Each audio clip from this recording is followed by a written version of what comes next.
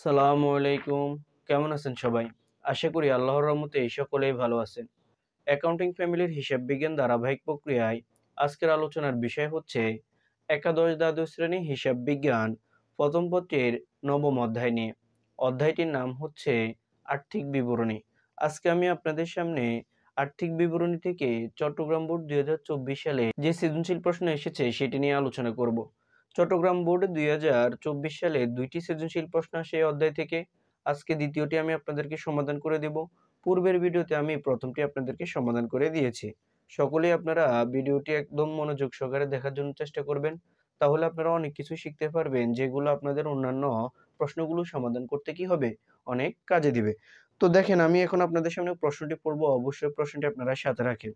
দেখেন, আর্থিক অবস্থার বিবরণীর সবচেয়ে গুরুত্বপূর্ণ যে বিষয়টি সেটি হচ্ছে তার প্রশ্নটি বোঝা। যারা আমরা প্রশ্নটি বুঝতে পারবো তারাই খুব সহজে আর্থিক অবস্থার বিবরণী খুব কম সময়ে কি করতে পারবো, এটি সমাধান করতে পারবো। তো দেখেন, আর্থিক অবস্থার বিবরণীতে আমরা সকলে জানি যে আমাদেরকে একটি রেওয়া মিল দেওয়া থাকবে। রেওয়া মিলের শেষে কিছু সমন্বয় দেওয়া থাকবে। তো আমরা যখন সমন্বয়ের সাথে রেওয়া মিলের এন্ট্রিগুলোর কি ধরনের কাজ হয়, অর্থাৎ কোনটির সাথে কোনটির কাজ হবে, এটি যদি আমরা বুঝতে পারি তাহলে আমাদের জন্য বিষয়টি কি হয়ে যাবে, আরো ইজি হয়ে যাবে। তো তার জন্য আপনাদেরকে এখানে আরেকটা জিনিস মনে রাখতে হবে। ধরেন রেওয়া মিলে একটা জিনিস আছে, সেটা হচ্ছে যে কোনো একটা রেওয়া মিলে যে এন্ট্রি গুলো দেওয়া থাকবে এবং সমন্বয় যে এন্ট্রি গুলো দেওয়া থাকবে, যদি আমরা সমন্বয় পড়তে যাই, সমন্বয়ের এন্ট্রির সাথে যদি রেওয়া মিলের এন্ট্রি গুলো মিল থাকে তাহলে আমরা রেওয়া মিলের এন্ট্রির পাশে একটি দাগ দিয়ে দিব। কারণটি হচ্ছে, আমি যখন রেওয়া মিলের ওই এন্ট্রিটি পড়বো তখন এই দাগটি দেখলে আমি বুঝতে পারবো যে সমন্বয় আছে এন্ট্রির সাথে। তখন আমাদেরকে অবশ্যই সমন্বয়ের কাজটি করতে হবে। আরেকটা বিষয় হচ্ছে, সমন্বয়ের সকল এন্ট্রি হচ্ছে আমাদের জন্য নতুন এবং সমন্বয়ের এন্ট্রি কমপক্ষে 2 জায়গায় যাবে। ভালো করে এই জিনিসটি মনে রাখেন। তো দেখেন, এখন আমি আপনাদের সামনে প্রশ্নটি পড়বো আর প্রশ্নটি অবশ্যই আমি আপনাদেরকে স্ক্রিনে দিয়ে দিব। সকলেই মনোযোগ সহকারে প্রশ্নটি একটু বোঝার জন্য চেষ্টা করবেন। দেখেন, আমাদেরকে বলছে 2023 সালের 31শে ডিসেম্বর তারিখে প্রতিদিন স্টোরের রেওয়া মিলের নিম্ন প্রদত্ত হলো। রেওয়া মিল 31শে ডিসেম্বর 2023, বলছে হিসাবের নাম ডেবিট টাকা, ক্রেডিট টাকা। এরপরে বলছে প্রারম্ভিক মজুদ পণ্য, পণ্য ক্রয় ও পণ্য বিক্রয়, ক্রয় পরিবহন, বেতন 10 মাস। দেখেন, যদি কোনো এন্ট্রির সাথে আমাদের মাস বলে বা পার্সেন্ট বলে তাহলেও ধরে নিবেন ওইগুলো আমাদের জন্য একটি সমন্বয়ের এন্ট্রি। আপনারা বেতনের পাশে অবশ্যই একটি দাগ দিয়ে দিবেন। এরপরে বলছে বিজ্ঞাপন, উপভাড়া প্রাপ্তি, প্রাপ্য হিসাব ও প্রদেয় হিসাব, মূলধন, নগদ ও ব্যাংক জমা, অনাদায় পাওনা সঞ্চিতি, অফিস সরঞ্জাম, স্থায়ী সম্পদ বিক্রয়জনিত ক্ষতি। এরপরে দেখেন, আমাদেরকে শেষে কিছু সমন্বয় দিয়ে দিছে। সেখানে বলছে সমাপনী মজুদ পণ্যের ক্রয় মূল্য 50,000 টাকা, কিন্তু বাজার মূল্য 60,000 টাকা। এখানে আমাদের কমটিকে বিবেচনা করা হবে। এরপরে বলছে প্রাপ্য হিসাবের উপর 10% হারে অনাদায় পাওনা সঞ্চিতি রাখতে হবে। যেহেতু প্রাপ্য হিসাবের উপরে বলছে, তার মানে এটি প্রাপ্য হিসাবের সাথে একটি দাগ হবে। এরপরে 3 নম্বরে বলছে পাওনাদারকে প্রদত্ত 10,000 টাকার চেক প্রত্যাখ্যাত হয়েছে যা হিসাবভুক্ত হয়নি। তাহলে আমি পাওনাদার, এখানে দেখেন পাওনাদারের সাথে এখানে আমাদের একটি দাগ হবে। এখানে পাওনাদার বলতে বোঝানো হচ্ছে প্রদেয় হিসাবকে। আরেকটি জিনিস হচ্ছে, যেহেতু চেক প্রত্যাখ্যান করছে তার মানে আমার কাছে আবার নগদ টাকা চলে আসবে বা ব্যাংকের টাকা বেড়ে যাবে। সেজন্য আমাদের এখানে নগদ ও ব্যাংক জমার সাথে একটি দাগ হবে। আমরা যখন অঙ্ক করব তখন সবকিছুই বুঝিয়ে দিব। এরপরে বলা হচ্ছে অফিস সরঞ্জামের উপর 10% হারে অবচয় ধার্য করতে হবে। তো ক নম্বরে বলছে বিক্রিত পণ্যের ব্যয়ের পরিমাণ নির্ণয় করো। খ নম্বরে বলছে মোট লাভ 1,35,000 টাকা ধরে নিট লাভ বা ক্ষতির পরিমাণ নির্ণয় করো। গ নম্বরে বলছে আর্থিক অবস্থার বিবরণী তৈরি করো। এই ছিল প্রশ্ন। এখন আমি আপনাদেরকে ক, খ, গ তিনটি কি করব, সমাধান করে দিব। ভিডিওটি যদিও বড় হয়, আপনারা যদি মনোযোগ সহকারে দেখেন ইনশাআল্লাহ খুব সহজে আপনারা আর্থিক অবস্থার বিবরণী অন্যান্য অঙ্কগুলো সমাধান করতে পারবেন। দেখেন, আমরা এখানে প্রথমত বিক্রিত পণ্যের ব্যয় নির্ণয় করব। লিখে নিব বিক্রিত পণ্যের ব্যয়ের পরিমাণ নির্ণয়, বিবরণ টাকা টাকা। এভাবে আমরা টাকার ঘরটি করে নিব। তো এখানে টাকার ঘর তিনটি চাইলেও করতে পারেন, যেহেতু আমাদের জন্য এটি কি বলছে, নির্ণয় করতে বলছে। তো দেখেন, এখানে আমাদেরকে বিক্রিত পণ্যের ব্যয়ের ভিতরে কোন জিনিসগুলো আসে একটু ভালো করে বুঝতে হবে। আমরা সকলে জানি বিক্রিত পণ্যের ব্যয় নির্ণয় করতে হলে প্রারম্ভিক মজুদ লাগে, নিট ক্রয়ের যে সূত্র আছে সেটি আমাদেরকে জানা লাগে। তারপরে আমরা এখানে প্রত্যক্ষ খরচ কোনগুলো সেটিও আমাদেরকে এখানে জানা লাগবে এবং আমাদেরকে সমাপনী মজুদ পণ্য বিয়োগ করে ফেলতে হবে।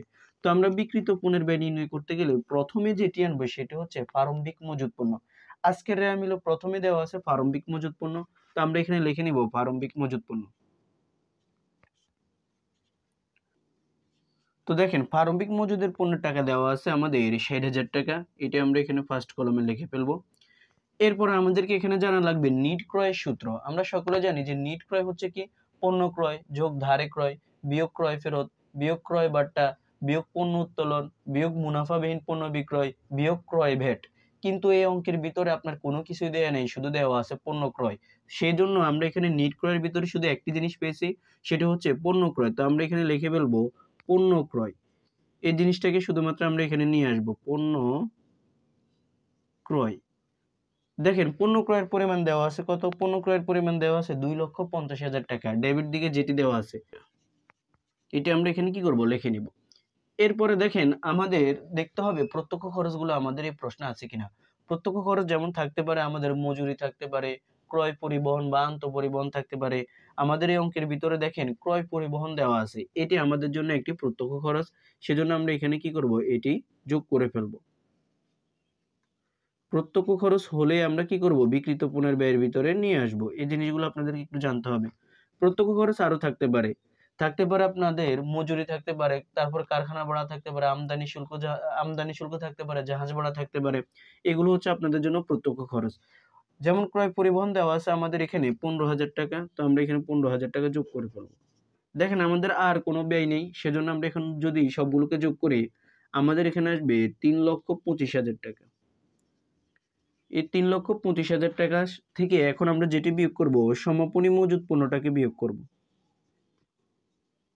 সমাপনী মজুদ, ভালো করে মনে রাখেন সব ব্যয়কে যোগ করার পরে সমাপনী মজুদ পণ্য এটিকে আপনি বিয়োগ করে ফেলবেন। তো এটি কোথায় পাবেন? এটি পাবেন আপনি সমন্বয়ে পাবেন। সমন্বয় দেখেন একে বলছে সমাপনী মজুদ পণ্যের ক্রয় মূল্য 50,000 টাকা কিন্তু বাজার মূল্য 60,000 টাকা। যেটি কম সেটিকে আপনি বিবেচনা করবেন। এটি মূলত হচ্ছে হিসাব বিজ্ঞানের যে রক্ষণশীলতার নীতি আছে সেই অনুযায়ী এখানে আমাদেরকে কমটি গ্রহণ করা হয়। তো আমাদের এখানে ক্রয় মূল্য 50,000 টাকা, এটিকে গ্রহণ করা হবে। তো আমরা এখানে এটিকে বিয়োগ করে ফেলবো। বিয়োগ করলে আমাদের এখানে টোটাল কত আসে দেখেন, আসবে 2,75,000 টাকা। এই যে 2,75,000 টাকা আসছে এটি হচ্ছে আমাদের জন্য মোট বিক্রিত পণ্যের ব্যয়। আশা করি ক নাম্বারটি বুঝতে পারছেন। এখন আমি আপনাদেরকে খ নাম্বারটি বুঝিয়ে দিব। এখানে খ নাম্বার আমাদেরকে বলছে মোট লাভ 1,35,000 টাকা ধরে নিট লাভ বা ক্ষতির পরিমাণ নির্ণয় করো। অর্থাৎ আমাদেরকে এখানে বিশদায় বিবরণী করতে বলছে। তো খুবই গুরুত্বপূর্ণ একটি অঙ্ক, ভালো করে একটু মনোযোগ সহকারে বোঝার জন্য চেষ্টা করবেন। দেখেন আমরা এখানে অবশ্যই লিখে নিব কোম্পানির নাম, বিশদায় বিবরণী, তারপর 31শে ডিসেম্বর 2023 সালের সমাপ্ত বছরের জন্য। এই কথাটা অবশ্যই আমরা লিখে নিব। এরপরে দেখেন বিবরণ টাকা টাকা টাকা, এভাবে আমরা 3টি টাকার কলাম করে নেব।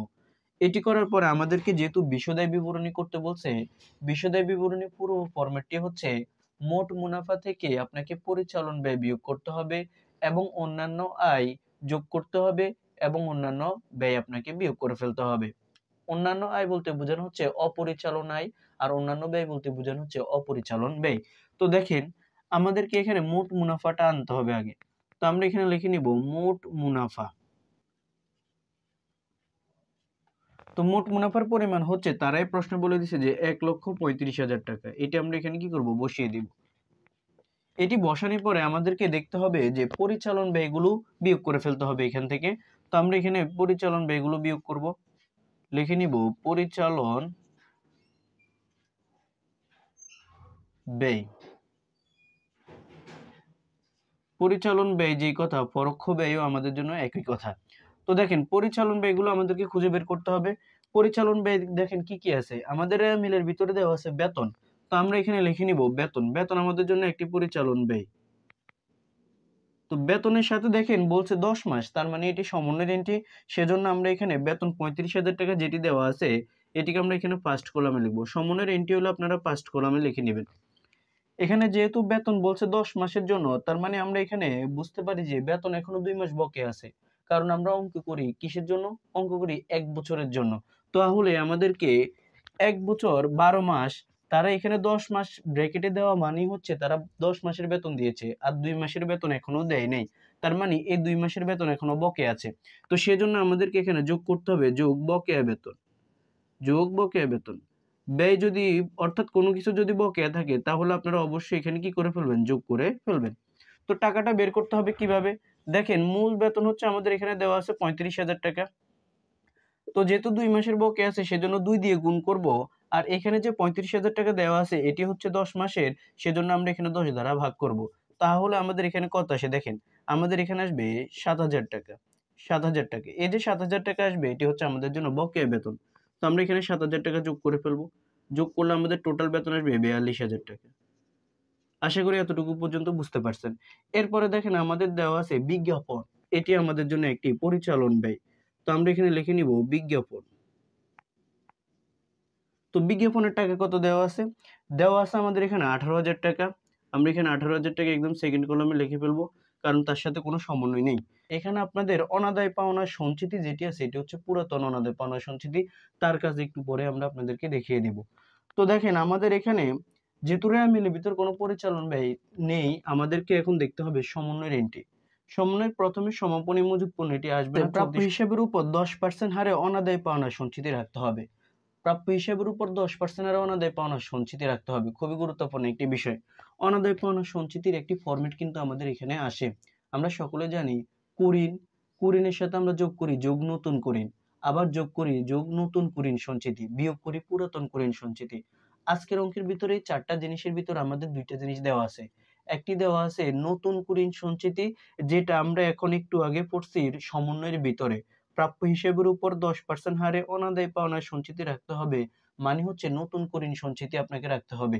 এরপরে রেয়ামিলের ভিতরে একটি দেওয়া আছে অনাদায় পাওনা সঞ্চিতি, এটি হচ্ছে আপনার জন্য পুরাতন কুরিন অনাদায় পুরাতন সঞ্চিতি। তাহলে এখানে আপনাকে যে বিষয়টি করতে হবে দেখেন, এখানে আপনি যোগ করবেন নতুন অনাদায় নতুন অনাদায় পাওনা সঞ্চিতি।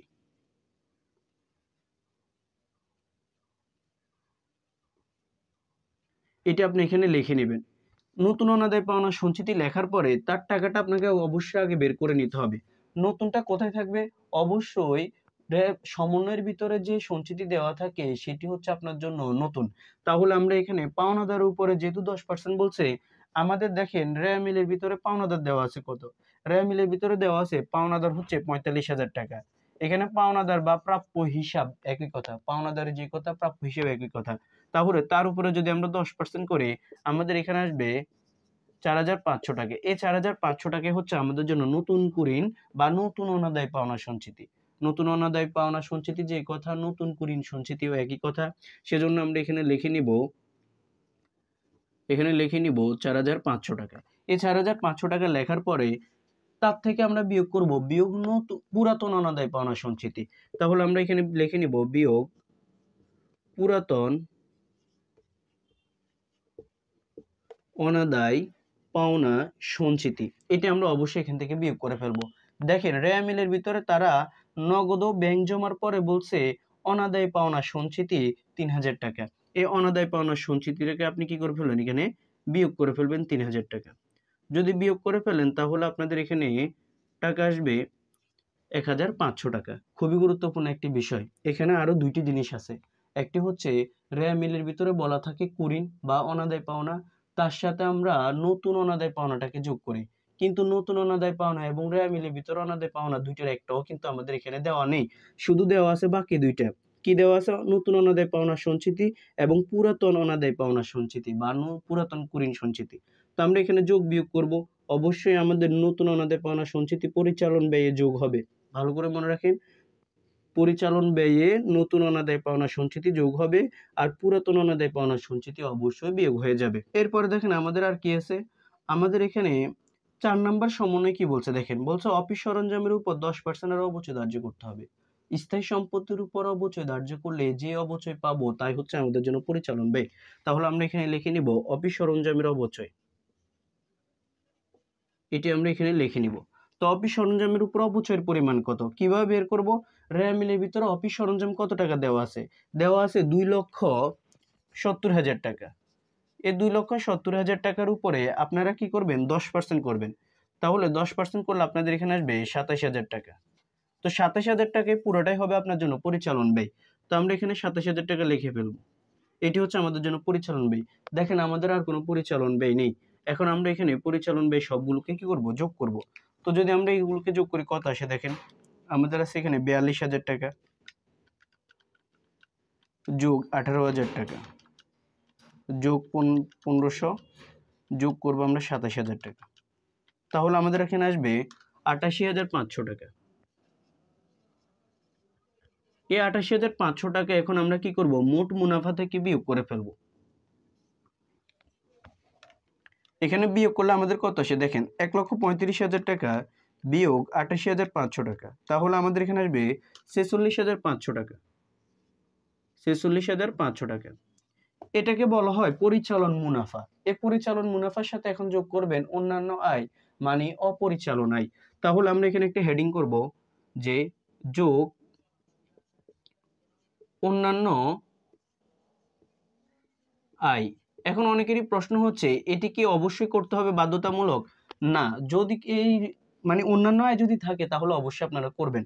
দেখেন অন্যান্য আয় কি আমরা কিভাবে চিনতে পারি, খুবই সহজ একটি টেকনিক, সেটি হচ্ছে বিক্রয় এবং সেবা আয় বাদে যত প্রকার আয় দেখবেন সকল প্রকার আয় হচ্ছে অন্যান্য আয়, বিক্রয় এবং সেবা আয় বাদে। তাহলে আমাদের এখানে বিক্রয় এবং বিক্রয় বাদ, এরপরে সেবা আয়টা আমাদের জন্য বাদ হয়ে যাবে। এইটা ছাড়া বাকি সকল আয় হবে আমাদের জন্য অপরিচালন আয় বা অন্যান্য আয়। দেখেন আমাদের এখানে একটি জিনিস দেওয়া আছে, সেটা হচ্ছে যে উপভাড়া প্রাপ্তি। উপভাড়া এটা আপনার জন্য একটি কি হয়ে যাবে, আয় হয়ে যাবে। তাহলে আমরা এখানে লিখে নিব উপভাড়া। উপভাড়া প্রাপ্তি। তো উপভাড়া প্রাপ্তির পরিমাণ দেখেন তো কত দেওয়া আছে, দেওয়া আছে আমাদের এখানে 12,000 টাকা। এই 12,000 টাকা আমরা একদম থার্ড কলামে নিয়ে যাব, কারণ আমাদের আর কোনো অন্যান্য আয় নেই। তাহলে আমরা এখানে এই দুইটিকে যখন যোগ করবো আসবে আমাদের 58,500 টাকা। দেখেন আমাদের অঙ্কটি এখান পর্যন্ত শেষ, কিন্তু যদি আমাদের অন্যান্য ব্যয় থাকে তাহলে অবশ্যই আমাদেরকে বিয়োগ করে ফেলতে হবে। অন্যান্য আয় যেমন যোগ হয় অন্যান্য ব্যয়ও বিয়োগ করতে হবে। তো আমরা এখানে বিয়োগ করব, বিয়োগ অন্যান্য ব্যয়, বিয়োগ অন্যান্য ব্যয়, অন্যান্য ব্যয়। অন্যান্য ব্যয়গুলো এখন আমরা কিভাবে চিনবো, দেখেন আমাদের এখানে অন্যান্য ব্যয় আছে স্থায়ী সম্পদ বিক্রয়জনিত ক্ষতি। স্থায়ী সম্পদ বিক্রয়জনিত লাভ হবে অন্যান্য আয়, কিন্তু স্থায়ী সম্পদ বিক্রয়জনিত ক্ষতি হবে আপনার জন্য অন্যান্য ব্যয়। তাহলে আমরা এখানে লিখে নিব স্থায়ী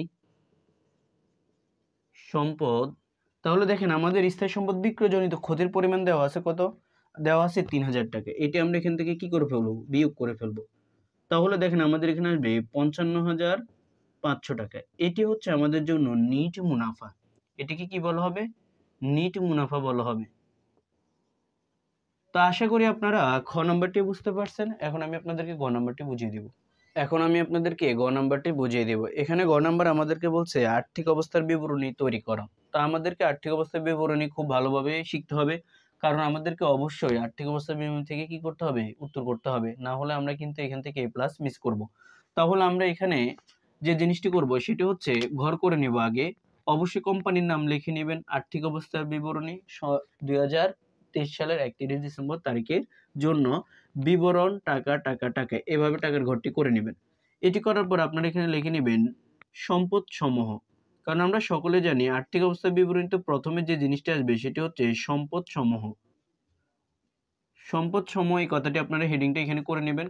এরপর তার ভিতর আপনারা যেটি আনবেন সেটা হচ্ছে চলতি সম্পদ।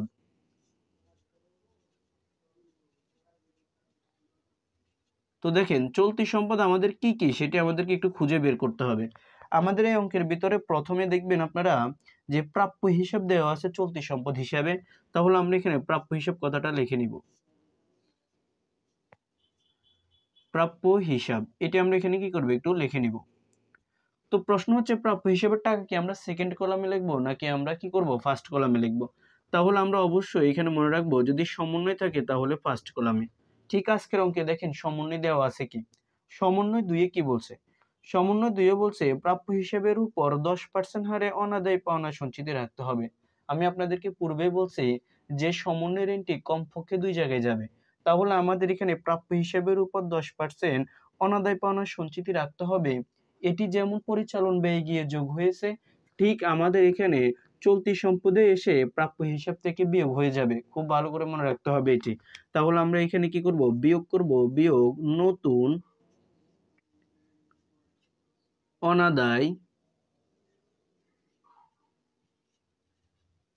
পাওনা সঞ্চিতি। নতুন অনাদায় পাওনা সঞ্চিতি, এটা আমরা এখান থেকে কি করব, বিয়োগ করে ফেলবো। তো কত টাকা পেয়েছিলাম আমরা? 4500 টাকা পেয়েছিলাম, কারণ 10% বলছে। তাহলে আমরা এখানে কি করব, বিয়োগ করব। বিয়োগ করলে আমাদের এখানে কত আসে দেখেন, বিয়োগ করলে আমাদের এখানে আসবে যে 41,500 টাকা, 40,500 টাকা। এই যে 40,500 টাকা আসছে, এটি হচ্ছে আমাদের জন্য প্রাপ্য হিসেবের, মানে নিট প্রাপ্য হিসেবের পরিমাণ। খুব ভালো করে বুঝতে হবে যে প্রাপ্য হিসাব নতুন অনাদায় পাওনা সঞ্চিতি এখান থেকে কি হয়ে যাবে, বিয়োগ হয়ে যাবে। এরপরে দেখেন আমাদের চলতি সম্পদ আছে কি, নগদ ও ব্যাংক জমা। তাহলে আমরা এখানে লিখব নগদ ও ব্যাংক জমা। নগদ ও ব্যাংক জমা এটি লেখার পরে আমরা এর টাকাটা প্রথম কলামে লিখে নিব। কত টাকা? 50,000 টাকা। প্রশ্ন হচ্ছে কেন আমরা 50,000 টাকা এখানে প্রথম কলামে লিখছি? দেখেন সমন্বয় তিনি কি বলছে, সমন্বয় তিনি বলছে পাওনাদারকে প্রদত্ত 10,000 টাকার চেক প্রত্যাখ্যাত হয়েছে যা হিসাবভুক্ত হয়নি। খুবই গুরুত্বপূর্ণ একটি বিষয়। অর্থাৎ আপনি একজন পাওনাদারকে একটি চেক দিয়েছেন, যখন আপনি পাওনাদারকে চেক দিয়েছিলেন তখন আপনি নগদ টাকা বিয়োগ করে ফেলছেন। কি করে ফেলছেন? বিয়োগ করে ফেলছেন। কিন্তু এই চেকটা ব্যাংক কর্তৃক প্রত্যাখ্যাত হয়েছে। যদি ব্যাংকে চেকটাকে প্রত্যাখ্যাত করে দেয় তাহলে কি আপনার নগদ টাকা কমবে নাকি যোগ হয়ে যাবে? অবশ্যই যোগ হয়ে যাবে। সেজন্য বলা হয় কোনো চেক যদি প্রত্যাখ্যাত হয় তা অবশ্যই আমাদের ব্যাংকের সাথে যোগ হয়ে যায়। কিন্তু এখানে আমাদের নগদ ও ব্যাংক জমা আছে, তাহলে এটির সাথে অবশ্যই যোগ হয়ে যাবে। তাহলে আমরা এখানে লিখে নিব প্রত্যাখ্যাত চেক। চেক এটি আমরা এখানে কি করব, যোগ করে ফেলবো। তো কত টাকা ছিল? 10,000 টাকা।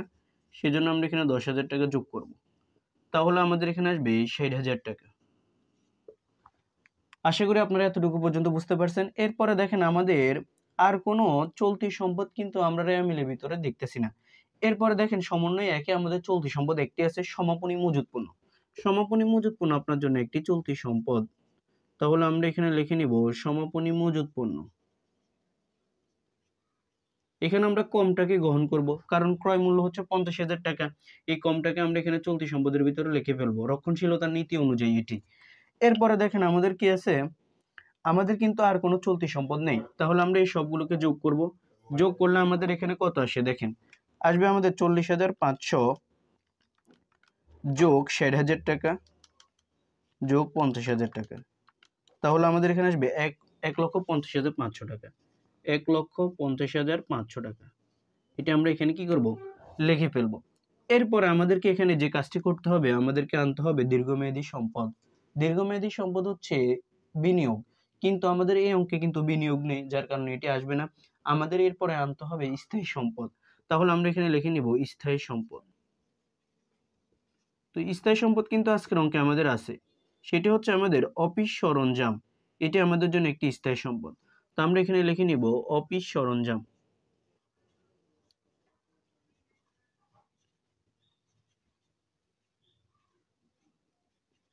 তো দেখেন অফিস সরঞ্জামের টাকা কিন্তু তারা দিয়ে দিয়েছিল আমাদেরকে যে 2,70,000 টাকা। এই 2,70,000 টাকা আমরা এখানে সেকেন্ড কলামে লিখে ফেলবো। প্রশ্ন হচ্ছে কেন লিখবো? কারণ আমরা যে স্থায়ী সম্পত্তিটি 1 বছর পর্যন্ত ব্যবহার করছি তার অবশ্যই একটি অবচয় হবে। তাহলে আমরা অবচয়টাকে এখান থেকে বিয়োগ করব। এখন অনেকেরই প্রশ্ন হচ্ছে এখানে কি অবচয় বিয়োগ হবে নাকি পুঞ্জীভূত অবচয় বিয়োগ হবে? খুবই গুরুত্বপূর্ণ একটি বিষয়। ভালো করে মনে রাখেন, আর্থিক অবস্থার বিবরণী যখন আপনি করতে আসবেন তখন স্থায়ী সম্পত্তি থেকে পুঞ্জীভূত অবচয়টাকে বিয়োগ করবেন। আমি এখানে সংক্ষেপে লিখছি পুঞ্জীভূত অবচয়। তাহলে আমরা এখানে কত টাকা পেয়েছিলাম? 27,000 টাকা। পুঞ্জীভূত অবচয় এটি একটি বিপরীত সম্পদ। আমরা যখন অবচয় বের করি পরিচালন ব্যয়ে কিন্তু অবচয়টা লিখি, পুঞ্জীভূত অবচয় লিখি না। আর এখানে পুঞ্জীভূত অবচয় কিন্তু আমাদেরকে আর্থিক অবস্থার বিবরণী থেকে বিয়োগ করতে হয়, কিন্তু টাকা সেমই থাকে। তাহলে আমাদের এখানে দেখেন 2,27,000 টাকা, 2,70,000 টাকা বিয়োগ করবো আমরা এখানে 27,000 টাকা। তাহলে আমাদের এখানে আসবে 2,43,000 টাকা। এই 2,43,000 টাকা আমরা এখানে থার্ড কলামে বসাবো। এরপর আমাদের আরেকটি সম্পদ আছে, সেটি হচ্ছে অলিক সম্পদ বা অন্যান্য সম্পদ। কি সেটি? বিলম্বিত বিজ্ঞাপন। যেহেতু নেই তাহলে আমরা এই দুইটি সম্পদকে যোগ করে ফেলবো। তাহলে আমাদের এখানে যোগ করলে কত আসে দেখেন, 1,50,000 যোগ 2,43,000 টাকা। তাহলে আমাদের এখানে আসবে 3,93,500 টাকা। তাহলে আমরা এখানে লিখবো 3,93,500 টাকা। 93,500 টাকা। এটি হচ্ছে আমাদের জন্য মোট সম্পদের পরিমাণ। তো আমরা এখানে লিখে নিব মোট সম্পদ। দেখেন আমরা এখানে যেটি পেয়েছি মোট সম্পদ পেয়েছি, কিন্তু আর্থিক অবস্থা বিবরণীর মূল কথা হচ্ছে সম্পদ সমান সমান দায় ও দায় যোগ মালিকানা শর্ত হতে হবে। তো আমাদের সংক্ষিপ্ত জায়গার কারণে এখন আমি আপনাদেরকে উপরে দেখিয়ে দিব এটি কিভাবে আমাদেরকে দায় এবং মালিকানা শর্ত বের করতে হয়। তো এখন আমি আপনাদেরকে দায় ও মালিকানা শর্তটুকু বুঝিয়ে দেব। দায় ও মালিকানা শর্তের ভিতরে প্রথমে আসবে আমাদের দায়। দায়ের ভিতরে আমাদের দুইটি দায় আছে, একটি হচ্ছে চলতি দায়, আরেকটি হচ্ছে দীর্ঘমেয়াদী দায়। তো আমরা এখানে লিখে নিব চলতি দায়। তো পুরো হিসাব বিজ্ঞানে এখন আমাদের এখানে প্রশ্নের ভিতরে দেখেন পুরো হিসাব বিজ্ঞানে কিন্তু আমাদের দীর্ঘমেয়াদী দায় একটি থাকে ঋণ। ঋণ যেহেতু নেই, শুধুমাত্র চলতি দায় আমাদেরকে এখানে আনতে হবে। তো আমাদের চলতি দায় কি আছে দেখেন তো, আমাদের আছে প্রদেয় হিসাব। এখানে আপনারা দেখবেন প্রদেয় হিসাব আছে। আরেকটা জিনিস আছে, সেটি হচ্ছে আমাদের বেতন 10 মাস যেহেতু বলছে এখানে, তার সাথে যে 2 মাস বকেয়া ছিল সেটি আমাদের জন্য একটি চলতি দায় হয়ে যাবে। তো আমরা এখানে লিখে নিব বকেয়া বেতন। কি লিখে নিব? বকেয়া বেতনের অংশটুকু আমরা এখানে লিখে নিব বকেয়া বেতন। কত টাকা পেয়েছিলাম আমরা বকেয়া বেতন? পেয়েছিলাম আমরা 7,000 টাকা। আমি আপনাদেরকে খ নম্বরে দেখিয়ে দিয়েছি। এরপরে আমাদের যেটি আসবে সেটা হচ্ছে প্রদেয় হিসাব। প্রাপ্য হিসাব ও প্রদেয় হিসাব দেওয়া আছে প্রশ্ন। দেখেন আমাদের এখানে প্রদেয় হিসাব চলে আসবে। তো আমরা এখানে লিখে নিব প্রদেয় হিসাব। এখন অনেকেরই প্রশ্ন হচ্ছে এটিটা কি আমাদের সেকেন্ড কলামে হবে নাকি ফার্স্ট কলামে হবে? অবশ্যই প্রদেয় হিসাবের টাকা হবে আমাদের এখানে ফার্স্ট কলামে। কেন হচ্ছে একটু পরে আমি আপনাদেরকে বলে দেব। দেখেন আমাদের প্রদেয় হিসাবে এখানে ফার্স্ট কলামে লেখার কারণ হচ্ছে 2 নাম্বার সমন্বয় আমাদেরকে 3 নাম্বার সমন্বয় কি বলছে, পাওনাদারকে প্রদত্ত 10,000 টাকার চেক প্রত্যাখ্যাত হয়েছে যা হিসাবভুক্ত হয়নি। একটু আগে আমি আপনাদেরকে এন্টিটি বুঝিয়ে আসছি। দেখেন আপনার এখানে দুইটি বিষয়, যে একটি হচ্ছে আমাদের জন্য সম্পদ, আরেকটি হচ্ছে আমাদের জন্য দায়। আমরা যখন একজন পাওনাদারকে চেক দিয়েছিলাম তখন আমরা ধরে নিয়েছিলাম যে আমাদের একদিকে সম্পদ কমে যাবে, অন্যদিকে আমাদের পাওনাদার নামক যে দায় ছিল তা হ্রাস পাবে। কিন্তু এই পাওনাদার যখন চেকটি নিয়ে ব্যাংকের নিকট গেছে তখন ব্যাংকই চেকটি প্রত্যাখ্যাত করে দিছে। তাহলে দেখেন আপনার একদিকে আবার দায় বৃদ্ধি পাবে, অন্যদিকে সম্পদ কিভাবে বৃদ্ধি পাবে, কারণ চেকটা যেহেতু ব্যাংক পরিশোধ করে নাই তার জন্য ব্যাংকের সম্পদের পরিমাণ বৃদ্ধি থাকবে, অন্যদিকে আপনার দায়ের পরিমাণ আবার বেড়ে যাবে। সেজন্য আমরা এটিকে নগদ ও ব্যাংক জমার সাথে যোগ করছি। ঠিক আমাদেরকে এখানে প্রদেয় হিসাবের সাথে কি করে ফেলতে হবে? যোগ করে ফেলতে হবে। তো আমরা এখানে লিখে নিব প্রত্যাখ্যাত চেক। প্রত্যাখ্যাত চেক এটি আমরা এখানে কি করব? লিখে নিব। তো আমাদের ছিল 10,000 টাকা, যোগ করার পর আমাদের এখানে আসবে 35,000 টাকা। তাহলে দেখেন আমাদের আর চলতি দায় কি আছে? চলতি দায় কিন্তু আমাদের আর কোনো কিছুই নেই। আমাদের সমন্বয়ের ভিতরে চলতি দায় ছিল একটি, যার কাজ আমরা করে ফেলছি। তাহলে দেখেন আমাদের চলতি দায় এই দুইটিকে আমরা এখন কি করব? যোগ করে ফেলবো। তো যোগ করলে আমাদের এখানে আসবে 42,000 টাকা। 42,000 টাকা আসবে আমাদের। এই 42,000 টাকা আমরা এখানে বসিয়ে দেব। এরপর আমাদের দীর্ঘমেয়াদী দায় আসে। যেহেতু দীর্ঘমেয়াদী দায় মানে ঋণ যেহেতু নেই, সেজন্য আমাদের এখানে আর এটি আসবে না। তো আমরা এখানে লিখে নিব মালিকানা শর্ত। আমাদেরকে মালিকানা শর্তটুকু বের করতে হবে। তো এখানে হেডিং করবেন আপনারা অবশ্যই। দেখেন মালিকানা শর্ত, এটি আপনারা এখানে অবশ্যই নিয়ে আসবেন। তো মালিকানা শর্তের ভিতরে আমাদের প্রথমে যেটি আসবে সেটি হচ্ছে মূলধন। আমাদের এই অঙ্কে মূলধন দেওয়া আছে। দেখেন মূলধনের পরিমাণ দেওয়া আছে কত টাকা? মূলধন দেওয়া আছে আমাদের এখানে 2,96,500 টাকা। তো আমরা এখানে লিখে নিব মূলধন। মূলধন 2,96,500 টাকা আমরা এখানে ফার্স্ট সেকেন্ড কলামে লিখে নিব। তো মূলধন মালিকানা শর্তের একটি ফরম্যাট আছে, আমি আপনাদেরকে বলে দিচ্ছি, আপনারা অবশ্যই একটু খাতায় লিখে নিতে পারেন বা আপনারা ভালোভাবে একটু মনে রাখেন। মূলধন এর সাথে যোগ করবেন অতিরিক্ত মূলধন, বিয়োগ উত্তোলন, বিয়োগ পণ্য উত্তোলন, যোগ মূলধনের সুদ, বিয়োগ উত্তোলনের সুদ, যোগ নিট লাভ, বিয়োগ নিট ক্ষতি, বিয়োগ আয়কর, বিয়োগ জীবন বীমা প্রিমিয়াম, যোগ সাধারণ সঞ্চিতি। এই ফরম্যাটটা আপনাদেরকে এখানে ভালো করে মনে রাখতে হবে। তো আমাদের এই অঙ্কের ভিতরে দেখেন মূলধন অতিরিক্ত, এরপরে উত্তোলন বা অতিরিক্ত মূলধন কিছুই নেই, শুধু আছে আমাদেরকে খ নাম্বারে যে নিট মুনাফা পেয়েছিলাম আমরা সেটি এখন আমরা এখানে যোগ করে ফেলবো। তো আমরা এখানে দেখেন যোগ করব নিট মুনাফা। নিট মুনাফার পরিমাণ খ নম্বরে পেয়েছিলাম 55,500 টাকা। তো আমরা এটিকে যোগ করব। দেখেন কত আসে, 2,96,500 টাকা যোগ 55,500 টাকা।